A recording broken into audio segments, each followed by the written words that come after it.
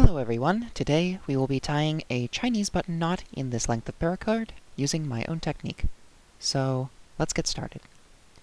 The first thing we need to do is take our cord and go right here underneath our index finger, wrap once around our middle finger, and then wrap back around the index finger. So you should have one full loop around the middle and half a loop around the index. The next step is we need to go over the top part of this loop and under the bottom part of it, which really just means we take our working end, we put it down through the loop, and we pull tight.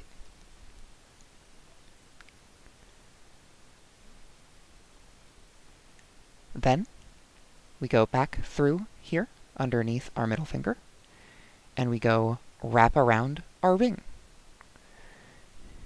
And from here, again, we need to take the working end and we need to go under and over our two existing loops.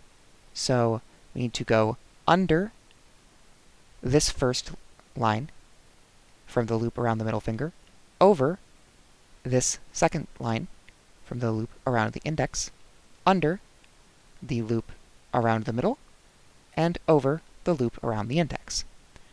So we go up through this gap, down through the second gap, back up through the third, and then pull tight. And so you should see something that looks like this, where we have under, over, under, over. Then we take our working end, and we wrap around the pinky finger, and we do the same thing one more time, just two lines to go, under and over. So we go under the loop around the ring, and over the loop around the middle. So we go up through this hole, down through the one right next to it, and pull tight. And that should be the completed pattern for the button knot. The next step is removing it from the fingers and tightening. So first, we just need to slip it off of our knuckles, depending on how tight you made it. And then once you've managed to do that, you can slide the entire pattern off of your hand. It should look like this, and if you tighten it a little bit to make it look a little more even, this pattern should emerge.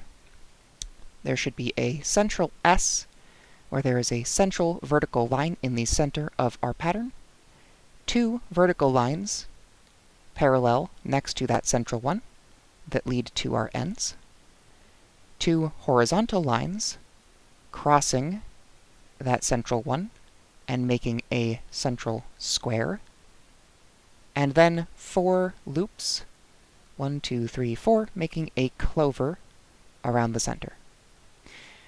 The last thing we need to do is to actually tighten it. So we will take those two horizontal lines that I talked about, and I will grab the bottom one from the right and the top one from the left and pull them tight. This will tighten the top left and bottom right loops.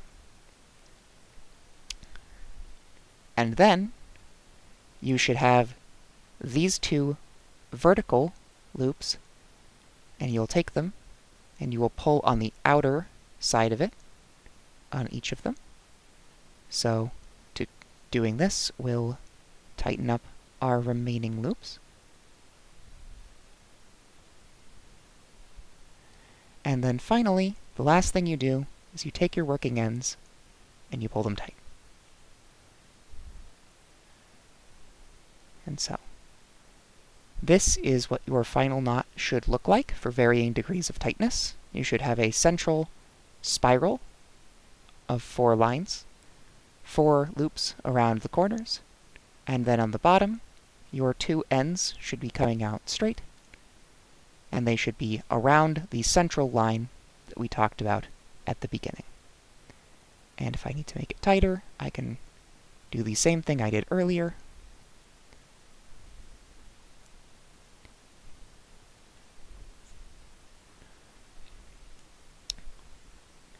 And there you have it. That is the Chinese button knot. It is a lovely little decorative knot that works well as a stopper, also, legitimately, as a button, if you ever happen to just put it through a loop where you have cross tension. It'll hold in place pretty nicely. And that's all. I'll make more knots soon. Thank you.